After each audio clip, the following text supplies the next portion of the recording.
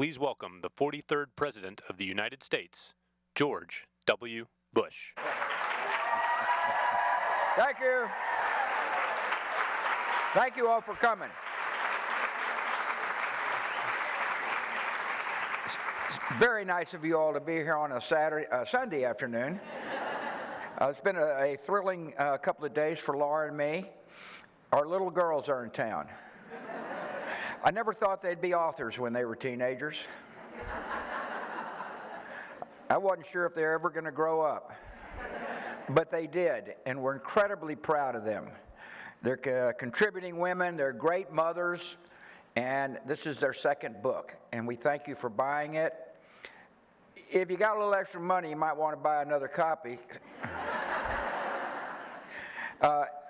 They're going to be interviewed by Charlotte Jones of the mighty Dallas Cowboy family, Jones family. And we're thrilled with Charlotte. She herself is an incredibly accomplished businesswoman, has done great work here in Dallas. At any rate, please welcome our little girls, Jenna and Barbara, as well as Charlotte Jones.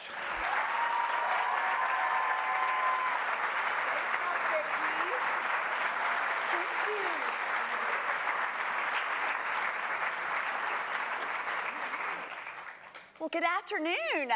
We have a full house today. We even have some listening in, I think, next door. Yes, we do. You know, Jenna was already commenting, you didn't build this big enough. And by the way, the Jones some lessons there. I know how to build big things. So we need a few more seats in here to accommodate all the interest of your lovely daughters. So we're so enthusiastic and excited that you have chosen to spend your afternoon with us. And I cannot wait to talk to these beautiful ladies here. I know we are catching you on the tail end of this journey, but I have a feeling you've got that, you know, that Texas energy down deep inside of you that you can bring to the table to share with us today. We sure do. Yeah, well, it's great, and we've got another little special guest in the audience today that we get to see her a little bit later today. But before we jump into your book, I think it is only suiting, since your family actually is here with us today, that we wind back a little bit and talk about family. I will say this, I know a little bit about having a father that casts a really large shadow. No wonder we have so much in common. We have a lot. Yes. We have a lot of things to get to talk about. And, you know, except that happened to me a little later in life. You all were just thrown right into it and literally born into it. And not only just born into a father that has a very wonderful shadow, but an incredible family. I mean, you're a royal family of the United States. I'm Kate. Yes. And I'm Diana. And I think what I admire most, I think we've all gotten to see a lot of the royal family in England and all the things that maybe you were told not to do or you're supposed to do or you got to do it this way. But your parents allowed you guys, from whether it be here in Hockaday or then on to the governor's mansion or into the White House, to really figure out who you were and be your own individual, your own set of twins, but more importantly, your own individual. How did that work out? And what was that like? Well, it worked out well now. I mean, and in all honesty, it worked out really well. Thank y'all so much for coming. Because what I think we've realized as adults is that there was no guidebook to be first children. Yeah. And in fact, even though our dad was a first boy,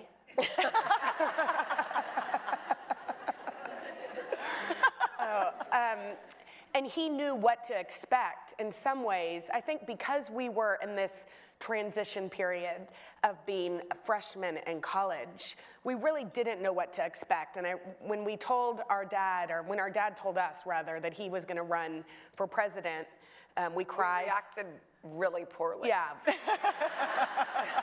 We cried. We told him he was ruining our life. We were slightly dramatic, but what he said was, don't worry, y'all can have a normal college experience. And I think now that I'm a parent, what he was trying to do was just what all parents try to do, you know, and make their kids feel safe and happy.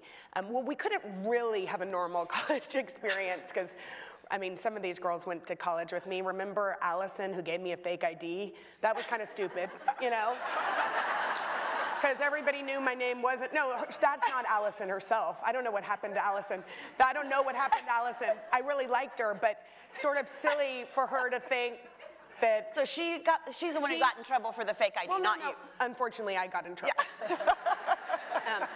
Twice. Whose name was on it? Allison. Allison's name? Allison, I can't remember Allison's last name, but she was a senior at Theta, and she said, here, everybody says we look alike. And I'm like, well, that doesn't really work when your dad's the president, but unfortunately it took some experimenting to realize it didn't work. Did at any time, like, the Secret Service say, hey, Jenna, that's not a good idea? No.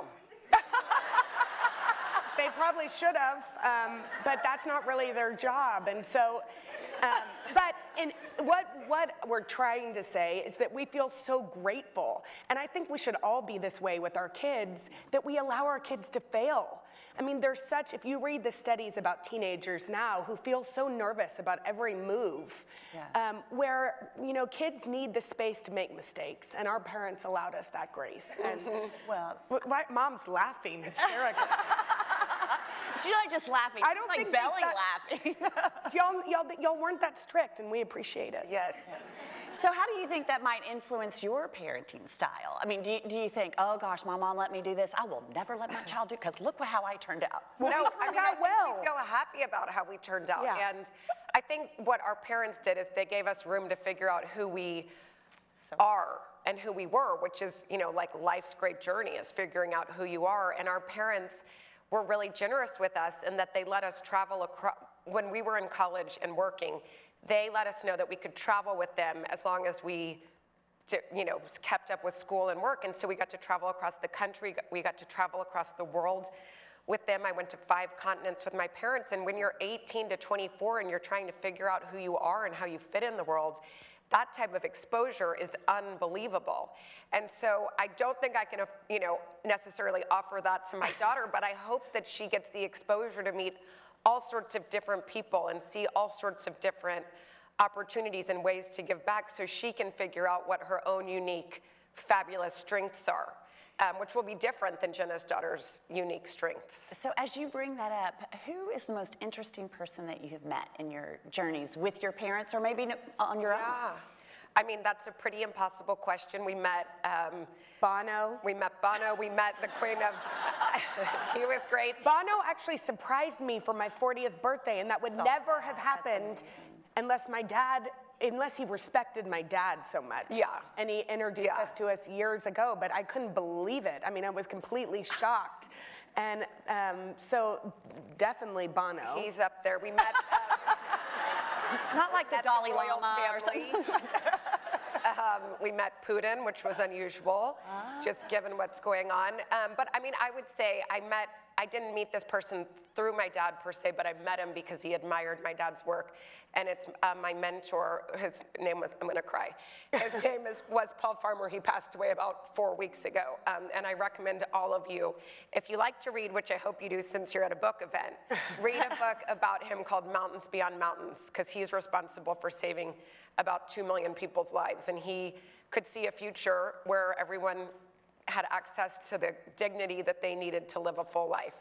And getting to meet people like that are normal individuals, but stepped up and wanted to do more with their 24 hours than we do with our 24 hours, was an incredible opportunity.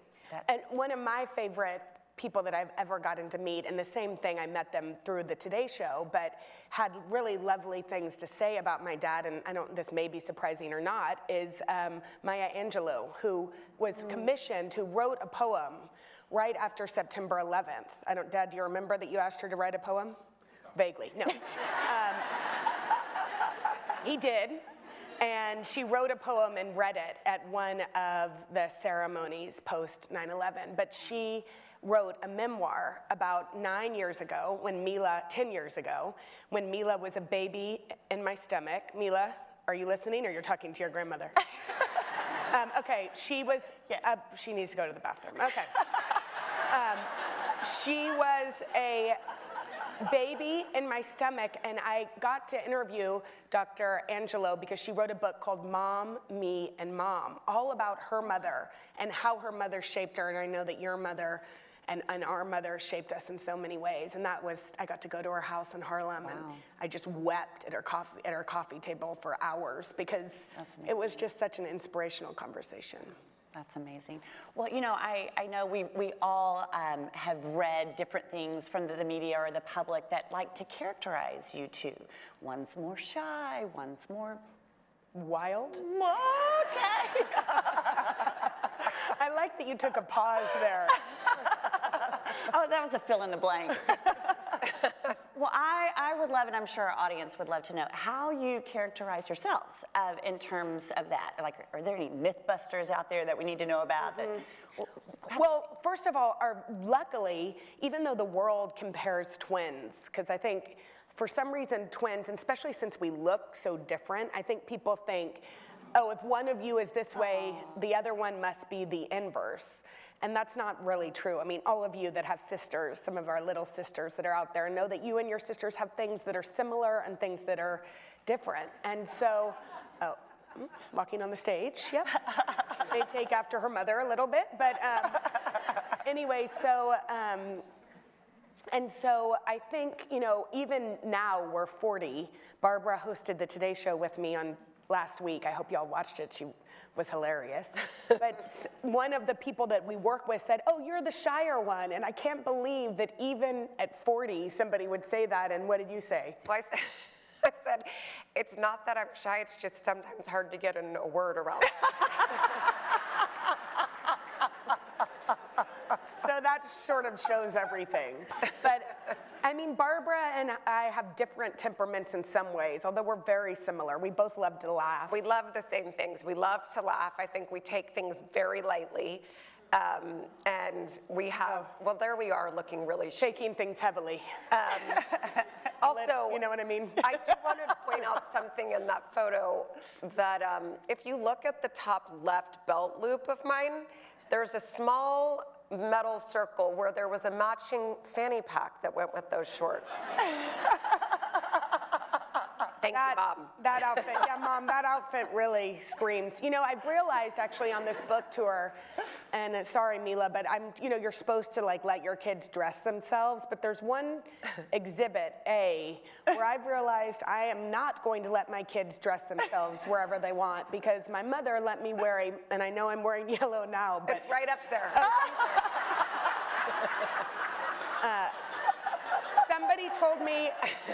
Somebody told me I looked like a Scottish talk show host.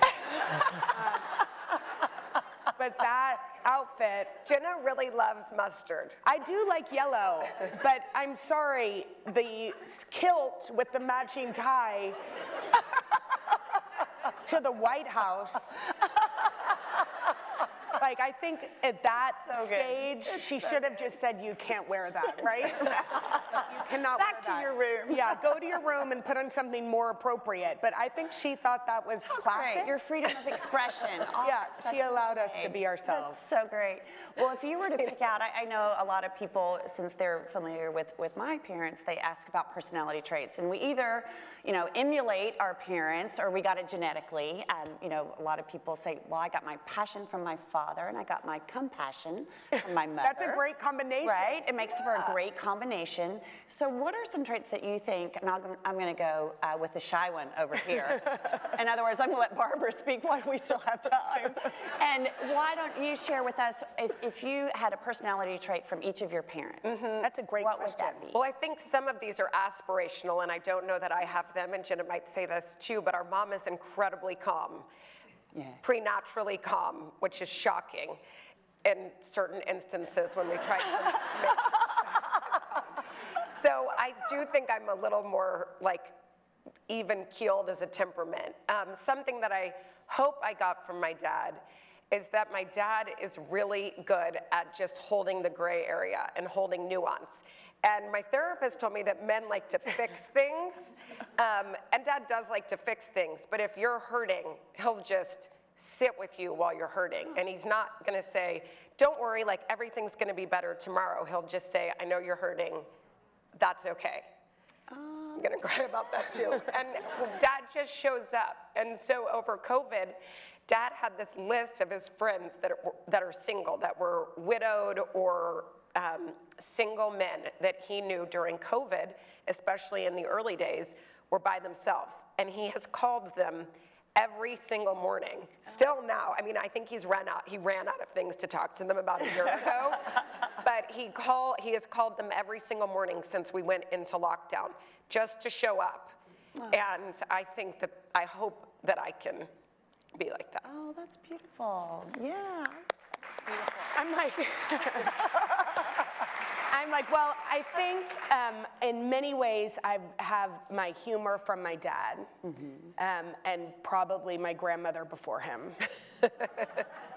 We like, you know, to talk, and as Barbara mentioned so nicely, and then I think, so not quite as deep, and then my mom and I have just so many of the same interest. Yeah. She was a teacher. I was a teacher and when I first started working, so that was really fun because I worked in DC and she lived in DC, so we got to go over and she gave me really great advice about teaching and kids. She loves kids, I love kids. I love to read and I think I get that very much from her. So I think, you know, I inherited a lot of her loves, plus we love cats. I mean, we're crazy about cats. We love cats. There's actually Mom's a hotel best friend is a cat. Yeah, her best friend Bob is really, you know. Bob is actually a cat, and he's Mom's best friend. And there's a cat at the Mansion Hotel, in case y'all wanted. His name is Duncan. He works, actually. He's He at works. the ballet. And we spent some time with Duncan this morning, and when we were leaving, my mom said, don't we want to go say goodbye to Duncan? And I'm like, no, we probably have to go. But she's passed that love on to us. It was genetic, our love for cats. Beautiful. Well, what about each other? So is there a quality in each other that you either maybe don't have yourself, but you admire in the other? Well, I think because of this book, we've thought about each other's superpowers for sure. And I think Sissy's superpower, I mean, one, she's really funny. I've laughed my entire life, like since we came out of the womb, because I laugh at everything she says. She's really funny. That's one of her superpowers. And then her other one is she's really joyful. And she ended up in the perfect career for herself. She loves entertaining people. She loves making them laugh and smile. And she gets to do that every morning on the Today Show. So I think those are two of her superpowers. There she is with her best friend, Oprah. Yeah, that's my best friend. That's my best friend. Mom's best friend is Bob. Sissy's best friend is Oprah. That's my best friend, Oprah, and actually, I got to interview Oprah at the beginning of 2020, and I was like, this is gonna be our best year ever. And it really wasn't, as you know. But also, I came home from the interview and I kept saying, Mila, close your ears. I kept saying, Oprah is my best friend. I love Oprah. Oprah is so great. And she kept going, this was the best day of my life, over and over. And Mila was finally like, Mom, Stop saying that. And then I think I said I would move in in Santa Barbara. Wouldn't you want to live with Oprah and Stedman? Don't you think they have a wonderful... In Montecito? I mean, y'all, she smells great. She brought us produce from her garden. But anyway, Mila was like, that also kind of hurt Mila's feelings that she thought I would leave. I wasn't really going to move in because, frankly, they don't want me. You know what I mean? If they did, it might be a different story. So great. Well, you mentioned... Oh, wait, I didn't say her superpower. Yes. Sorry, I got stuck in Oprah. Barbara's superpower is she has an enormous heart. And that, you know, in itself is really beautiful, but also she uses it. That picture's hilarious. It's very dramatic. We look great, though. Yeah, but it's just very dramatic. But anyway, I'm into it. You're into it? Yeah. It's just like we're having a very dramatic moment before you get married, right? Mm-hmm. Anyway. That is like the perfect description of the difference in your personalities. We staged it. But that's staged, just in case anybody wanted to know. But Barbara's heart, the most important thing about having a big heart is that she uses it, that she puts it to work. You know, she started a global health non-for-profit. She cares about the dignity of everybody. And that, to me, is incredible. Yeah, that's beautiful. It really is. Well, you mentioned your grandmother a minute ago, so let's go back to all of your grandparents were prolific writers. Mm-hmm. And I know that has been an inspiration in your family. Do you all write still? Is that part of your...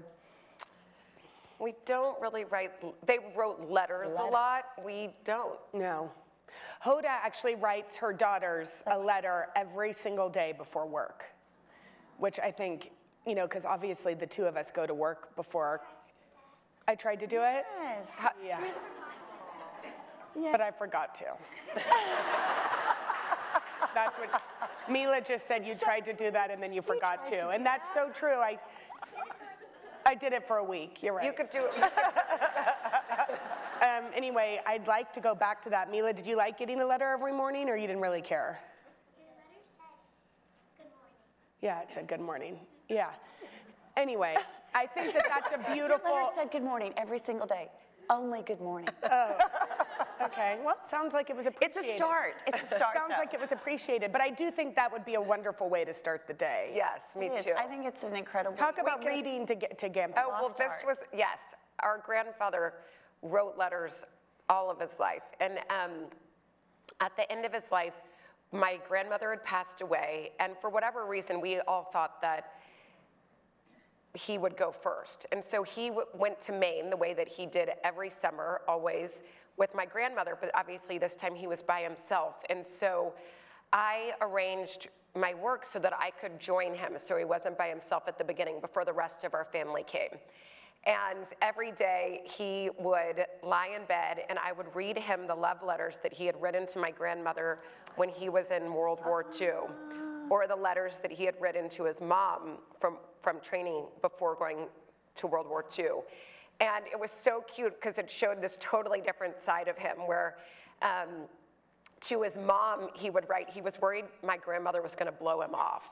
And so he kept writing what he said. This was a term then. He was like, I hope Barbara doesn't give me the fluff, which meant blow him off. And then, through the letters, I found out he was so humble that we learned so much about him after he passed away. He was good at everything. So he was captain of the baseball team, captain of the soccer team, captain of the basketball team.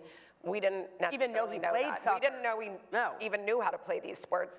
And then he lied about how old he was because he really wanted to enlist and he wasn't old enough. And so in the letters to his mom, each letter he said, don't forget, please don't tell anyone my real birthday, because he was worried that he wouldn't be able to go overseas, and he ended up being the youngest fighter pilot in the United States. But it was so much fun to read these letters to him and see this totally different side of him when he was, I think, 19. And he would be laying in bed and I'd think he was dozing off, and so I'd wrap up and I'd start to walk out and he'd go, keep going. So I'd have to sit down, pull out another letter, and then at night, I would put a blazer on him and we would go out to dinner and he would eat oysters and drink martinis because, you know, like, let the man live. He's 94 years old. And it was so much fun to discover those letters. Where are those letters? Well, our cousin wrote a book. Our cousin found all those letters and compiled them. And we only have the letters that he sent. Obviously, we don't have any that he received because he was shot down and obviously survived in World War II. But our cousin found them all and compiled them, which is this great gift for us. But of course, you know, you never think about your parents or your grandparents when they were little. So Unfortunately, way younger than us. You were about to say I know, our I was going to say when they were our age till I remembered we're 40. Yeah. That is so great. Well, you know, I think what is so great about this book, and we're going to jump into the meaning of it, but you all have such an incredible bond, which we all are delighted to get to see that. But you have been able to not only be tight with each other, but give yourself to other people and develop incredible relationships with others that you formed additional sisterhood bonds with. And, you know, Jenna, I'm very familiar with yours, and what I love about your journey is maybe we all remember when Jenna stuck her tongue out at the press, and that kind of made a headline. Look at Mila's face. She was not familiar with that. She did. She looked up like right out of her book. Yes, your mother did that. But now look at her. She leaned into the media and she leaned into the press, and now she's on the Today Show and has developed an incredible, wonderful sisterhood with the people around you. Tell us about that. Your thirst trap. That's her thirst trap. Wow, I'm second guessing bringing Mila to some of these events. But Yes, I mean, well, first of all, when I stuck my tongue out was partly because I was trying to make my dad laugh. I was, right? Yeah. And my dad said, his words were, watch out, they're gonna get a picture of you doing that stupid thing or something to that extent.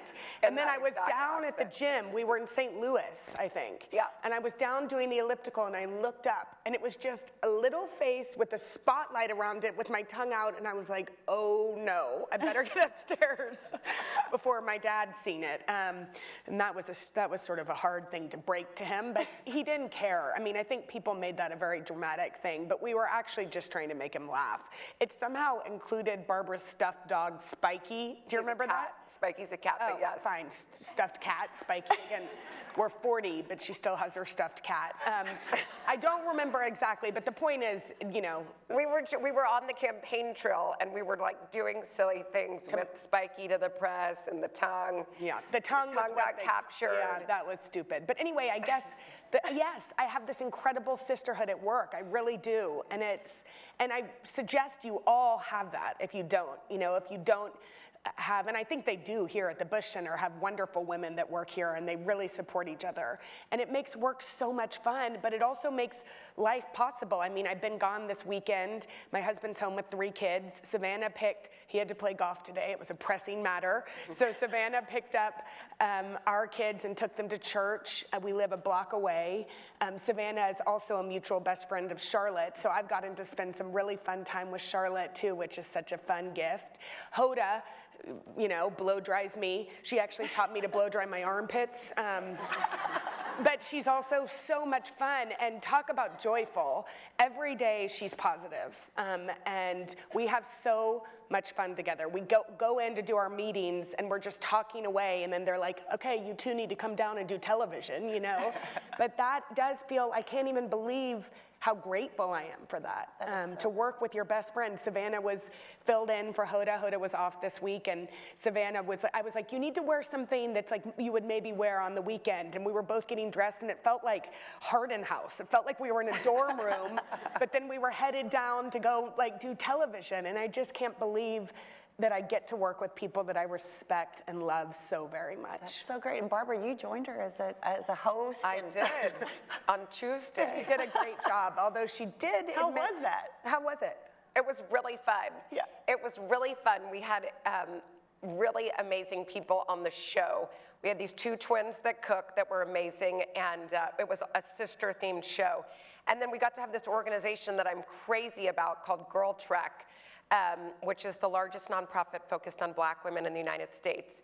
And 1 million Black women are enrolled in it, and they walk together for 30 minutes, 5 days a week. So it's like a sisterhood where they walk together every day, and they've actually increased the life expectancy of Black women in the United States. And it's these 2 best friends that started it, and it's a sisterhood. So it was so fun to be with my sister, but then also get to meet these heroes that got to be on the show and tell their stories too. Yeah, and Barbara, you have had such an incredible career, and you know your choices to continue to give back and to use the platform that you have to make an incredible impact on global health in our country is amazing. Oh, thank you. And I'm sure you have developed your own bonds with the people that you work with too. So how does that work for you? You know, how do you experience your job, or how do you lean into those relationships? Yeah, absolutely. So. For those of you that don't know, I started an organization called Global Health Core now 14 years ago, and I led it for the first 10 years, and it was a startup. And I was 26 when we started, so I hired people that had more experience than me to join. I would bring all the energy that I had, but I just didn't have that many life years under my belt. And what ended up happening is our entire senior leadership team was women, and that was just because we were hiring the best candidates that came across our plate. And we built it together. And so when you're creating something with other people, it's all your baby. And our team is global. So I couldn't have been luckier. I have best friends in Rwanda and Uganda. And we now have thousands of young leaders in around the world, some in the United States, solving global health issues, which of course is, we saw these past 2 years why it matters to have really great, creative young people stepping up to solve global health issues. But my best friends ended up being these people that I built something incredible with, and it's so energizing especially in global health, because bad days in global health can be pretty dark, to know that there's thousands of people walking alongside you. So if you have a bad day because something really bad happened to somebody, it's not defeating, because you know there are all these other shoes walking alongside you. And with our senior leadership team, I mean, we would travel across the world together, and we were always in like row 40, seat E, so the center aisle. She really was.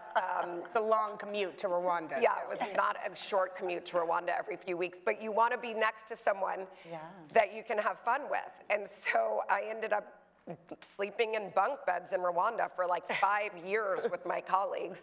And you can make the most of it. It's like real bonding. It's camp in your 20s and 30s, global health camp. And I'm so grateful, and I'm so grateful they're doing this work. It's really inspiring to see why other people are called to do this type of work. That is so amazing. Congratulations. Yes. Thank you for that. Thank you for that. Well, let's talk about this book. Okay, so this is your second child's book. Yes. Your third book, Yes. right? Because you have I like how an you adult just looked at version. my dad when you said that. What were you trying to correct him because he just said two? Yeah. I actually correct the former president of the United States. It's okay. He didn't care. I don't want that on He my don't resume. care. You don't care, do you, Dad? No, he don't care. He can't help it. But this is amazing. Okay, so whose idea was it? And tell us a little bit about why you did it, and then maybe who inspired you, or who is it about, really? Yes. Well, so on our last book tour, which was for a children's book called Sisters First, which is more about tradition, blood sisters. It was a love letter to sisterhood. We went on a book tour, and we would meet so many women or girls that had come to hear us, and they would say, I don't have a sister. I wish I had a sister like you do. But I came with my cousin, or I came with my best friend. And each time we were like, well, that's your chosen sister. Sisterhood can look different. It can be your blood sister like us, or it can be the people in your life that your chosen family. And so we wanted to write a book about sisterhood in that form. And our main character, named Emma, is an only child, which is unusual to have in a book about sisterhood.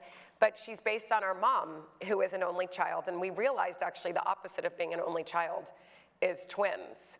And so she had us, but we realized, through growing up, mom has her same best friends that she's had since she was little in Midland, Texas.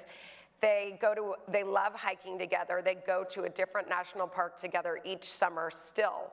And they were mom's chosen sisters. And so Emma, our main character, is very much based on her. And all of the girls in the book have powers that are human powers. One is good at math, like Barbara was. Thank you. I'm trying to think which one has my skills. Nobody's a great talker, but if there was. One is great at design, one is a great dancer. And I think, we all have these God-given talents, some of us more than others. And I think then when we have friends, like what I want to teach Mila and Poppy is that we want the type of friends that say, oh my gosh, you're so good at that. Like I said to Savannah the other day, one time I said to Mila, and this was in front of Mila and Vale, Savannah's daughters are best little friends, like sisters. And I said, Mila, how was Vale, because Vale takes after her mother in performing. I said, how was Vale in the show? And Mila goes, she was spectacular. And I think that's what we want. We want kids that lift up their friends, that make their friends feel like whatever it is that they're doing, which are just powers that we all have in us, whatever our skills are, that we're great at it, instead of the sort of friend that kind of eye rolls you. And so that's something I'm already talking to my girls about, because we want to make sure they feel confident in what they do and surround themselves with a great group of friends. And so that's what these girls have. They each have skills that are human skills, but together they're super powerful. And we wrote it during COVID, like during the depths, the pandemic. The early days of COVID, yes. yeah.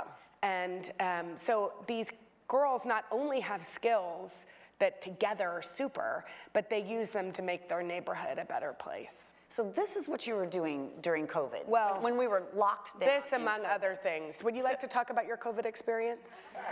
Sure. Okay. Go ahead. Where were you, Barbara?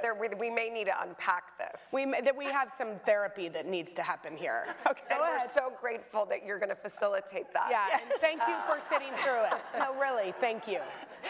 Well, I was really lucky. So I had gone back to grad school, actually. And my husband and I moved to Boston for the year. And COVID hit in March, and I graduated in May, and we had an apartment just for the school year. And so when COVID hit in March, you know, we thought it would be like 2 weeks. It was still snowing in Boston. We were tired of it, so we moved in with my parents for what we thought was gonna be 2 weeks. And then a year and a half later, we were still living with my parents. A year and a half later, Barbara would be like, I'm kind of annoyed. And I'm like, you need to move out of mom and dad's basement.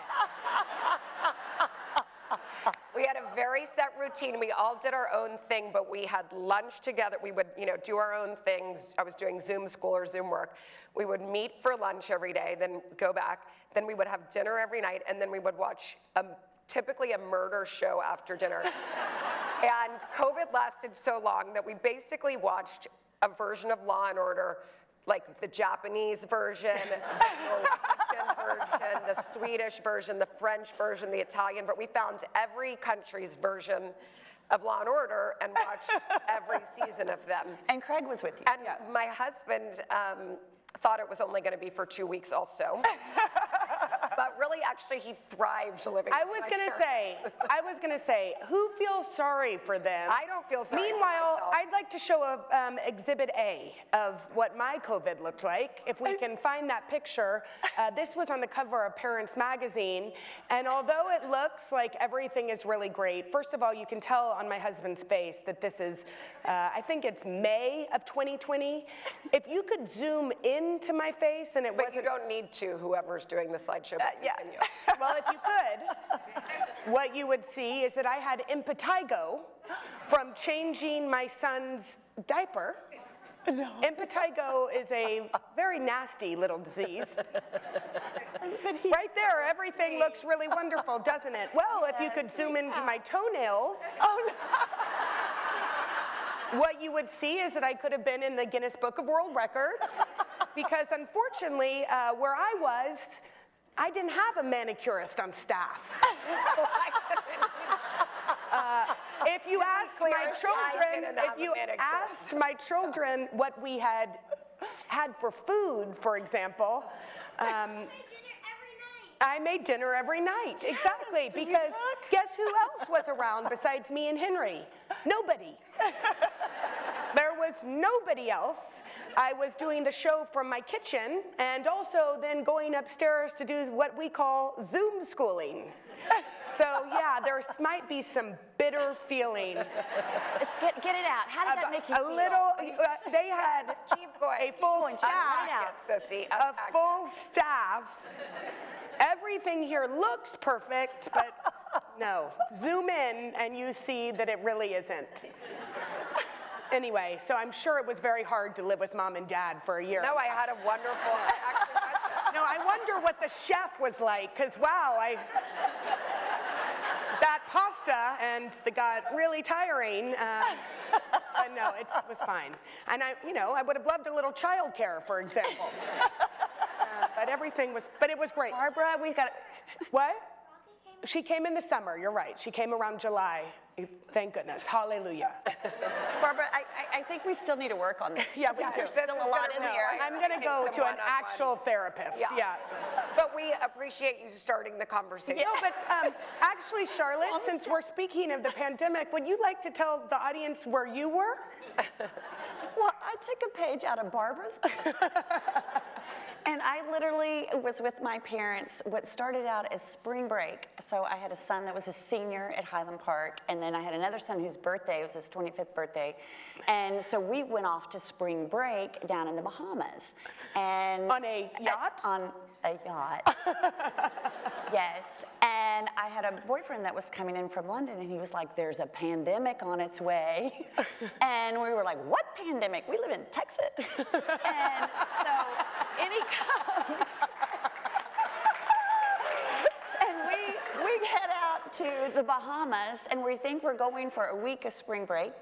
Then that week gets extended for 2 weeks, and all the 12 boys, 12, 18 to 25-year-old boys are like, yeah, another 2 weeks on the boat, and then all of a sudden it's like, it's shut down. and get everybody home. We got the big boys away, we stayed, and as my daughter, it was myself, my new boyfriend, who had not really met my kids, had certainly only met my parents once.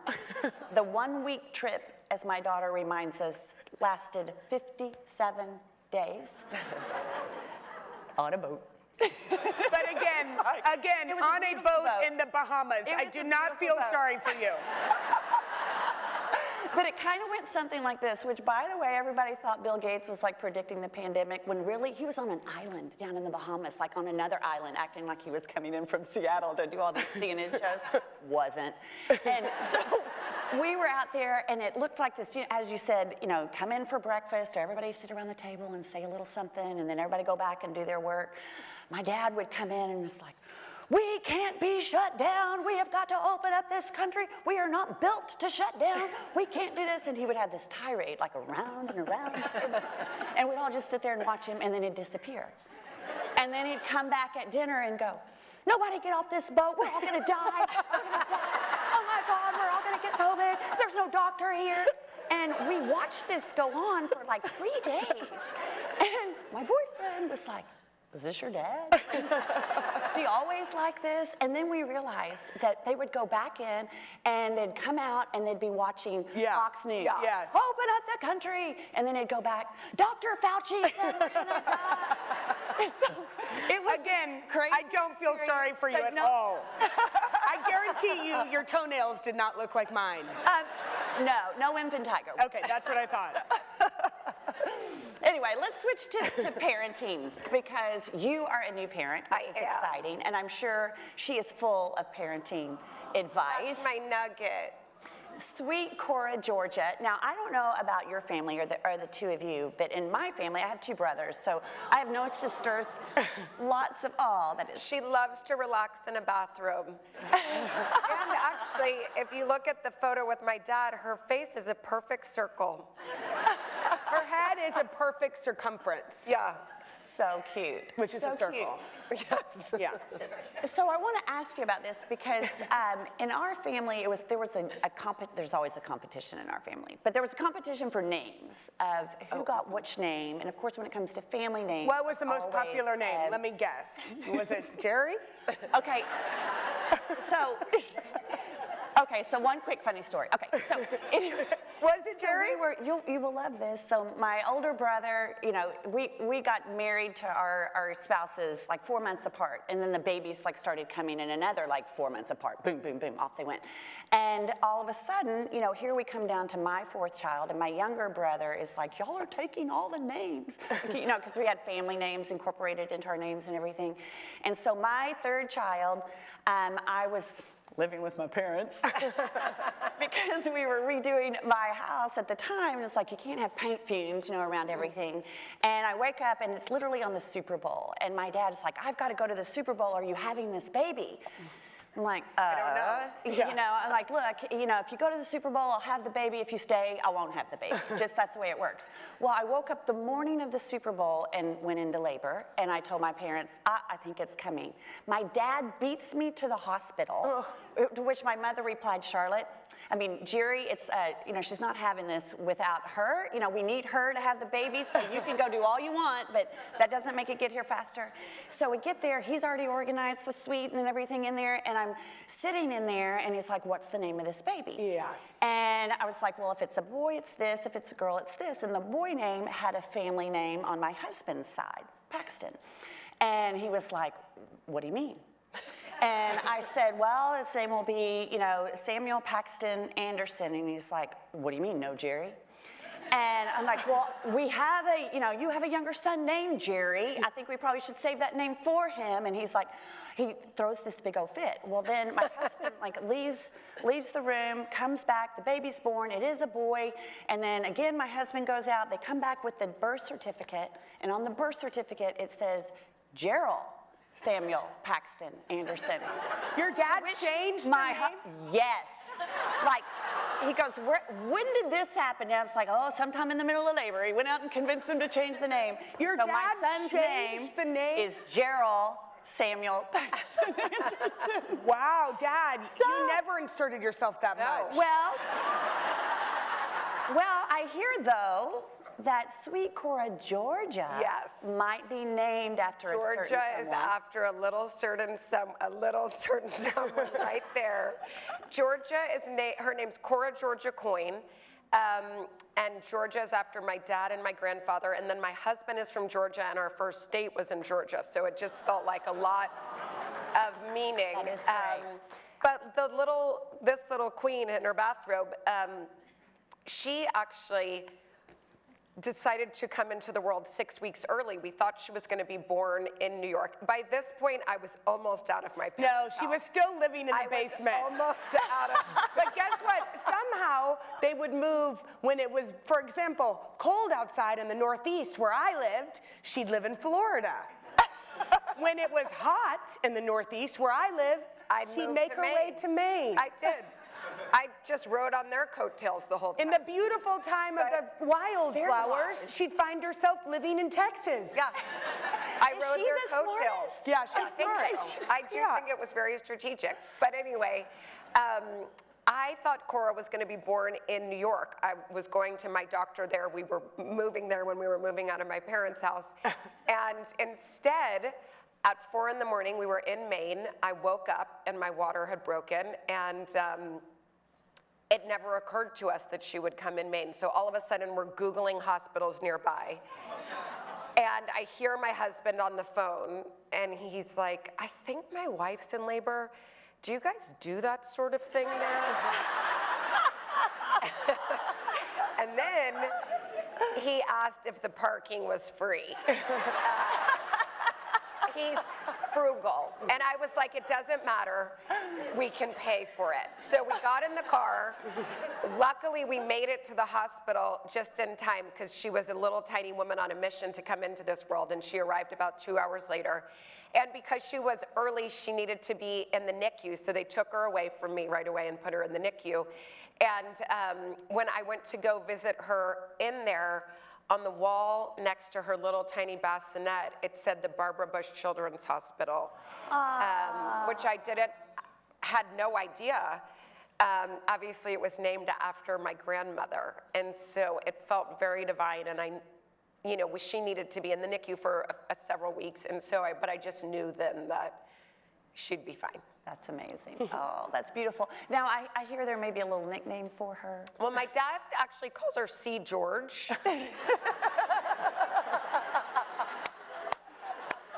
See, you're more like Jerry than you want to admit. Yeah, he's a little bit like Jerry. When Mila was born, we thought Mila was going to be a boy, and she also came 6 weeks early at my baby shower. The water broke. Yes, which I was there. Very, very dramatic way to enter the world. And she was breech, so it was a large water. I thought you were a boy, yeah. Yes. Sissy was opening presents at her baby shower, and everyone's looking at her, and all of a sudden, like, her stomach moved in some way. When the baby's breech, there's not a head to block the water. So it was a shocking amount of water. Yeah. And actually, I had a guy friend catering this, and I've never talked to him again. He was holding... Seriously? No, I mean, I've never heard of him again. He was holding a roll of paper towels, and he just threw threw it them at and walked out. And then he walked out the door. But also... Like, I still need to Venmo him. Also, but I don't know you how. never paid for the catering? I mean, I've never heard like of He didn't ask for it. Don't ever call me. Venmo didn't even exist then. But also, unfortunately, by that time, Barbara and I had played multiple pranks on my husband, like years of pranking him. And so we had cried wolf one too many times. a million times. So he gets a call. I call him to tell him. And everybody's laughing because it's also, there was a pregnant girl that was crying in the corner because it was such a shock. There was a lot of laughter. I was sort of like, what do I do, well, you know what? She was incredibly worth it. She wanted and you to know come. what? Let's bring her up should we on bring her stage. up? Yes, Yeah. let's do. So come over here. Here Please she join is me for now. Just a second, because we're going to do this really quickly. Okay. So we're going to ask you, I know she's going to read out of this book, but before she does that, she's going to help me with something here. So we have a little lightning. Yeah, I was going to say, Is it genetic she's not or nervous at all to take the mic.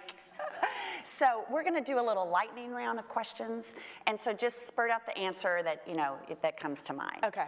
So who is most likely to steal the other one's clothes?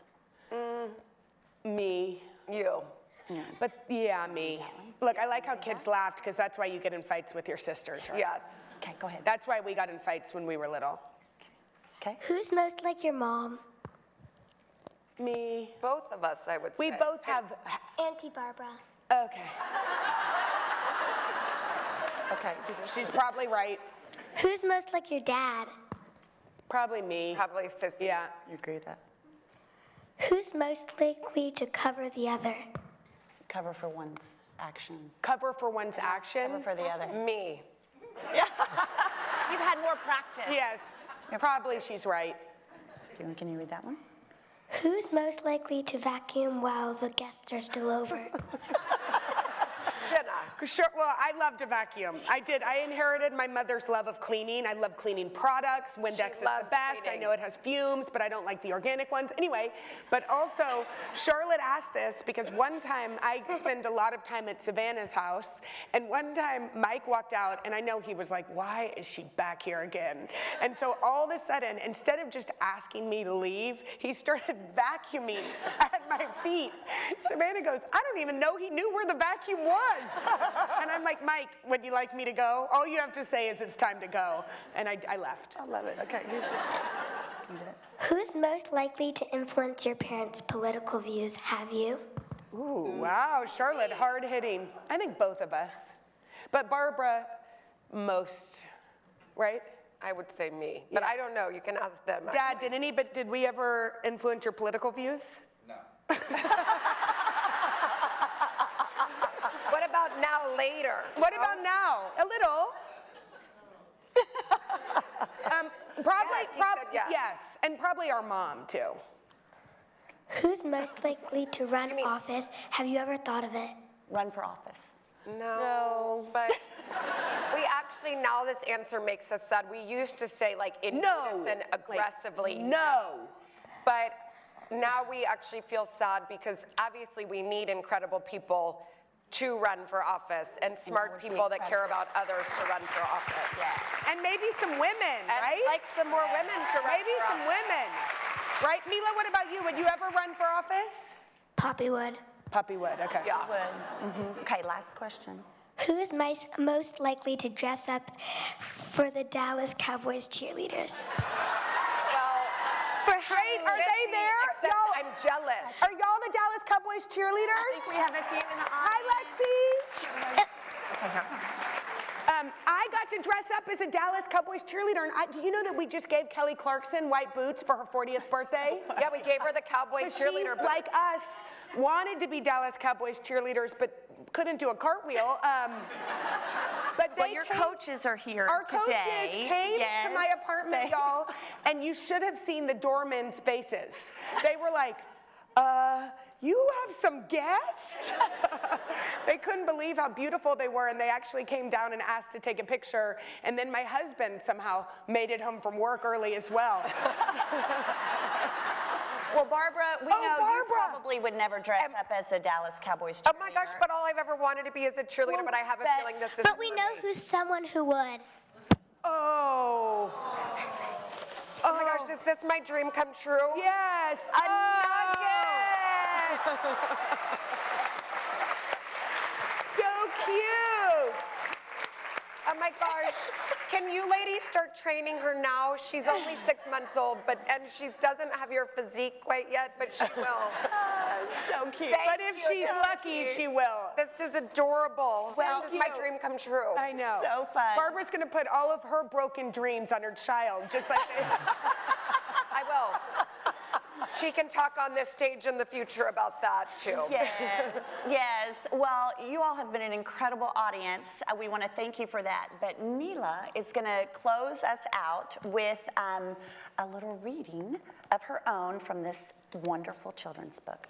To record our magic, Liliana brought her grandmother's old diary to our shed. I turned the crackly, empty pages and wrote, "With these powers, we do good deeds, nurture nature, uplift others, and above all else, support our sisterhood. Sissy Power Unite!" Yay! You are so good. Good job, Mimi. Good job. So great. Charlotte is one of our favorite sisters. Y'all are so lucky to have her in Dallas. Yes. So thank you, Charlotte, for being Charlotte. part of this. She was in Austin yesterday and still made it here to be with us. Yes. Yes, did a little hook 'em horns yesterday. Did a little hook 'em horn. Sorry, Aggies, don't hiss at me. Yes. Well, as we wrap up, I have a few little lightning notes to rounds. take care of. Sorry, Oh, no, we already I've did. been asked to do this. Oh. So, I want to thank you to NexPoint for endowing the Engage at the Bush Center series. Thank you. They're going to show it on your slide. Okay, great. And I've been asked to remind everyone that the next Engage event takes place on Sunday afternoon, May 15th.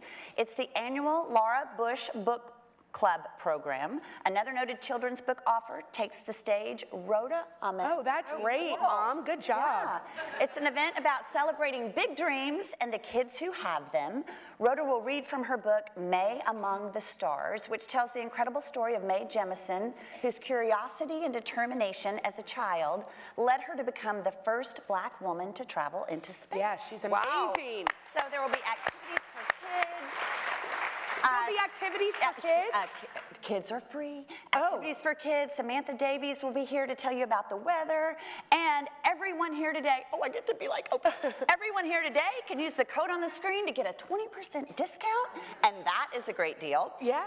And you can purchase additional signed copies of the Superpower Sisterhood upstairs if my mother hasn't bought all Yes. of them already. Let your mom buy it because Jimmy Yes. Fallon is We're in a battle with Jimmy Fallon right now Yeah. in terms of sales and the numbers. So if your in mom could buy today. 1,000 copies, that would help us. That would help us get Yes. well personalized. If anybody buys 1,000 or more, And if you buy 2,000, we'll I'll take a picture. We'll with have all lunch 2,000 with you. people. Yeah, we'll do whatever you want if you buy Actually, 2,000. Yes, so ignite your sisterhood powers and get them all to come buy books and enjoy celebrating Thank you all each for other. coming. Thank you. also. Thank you. Thank you.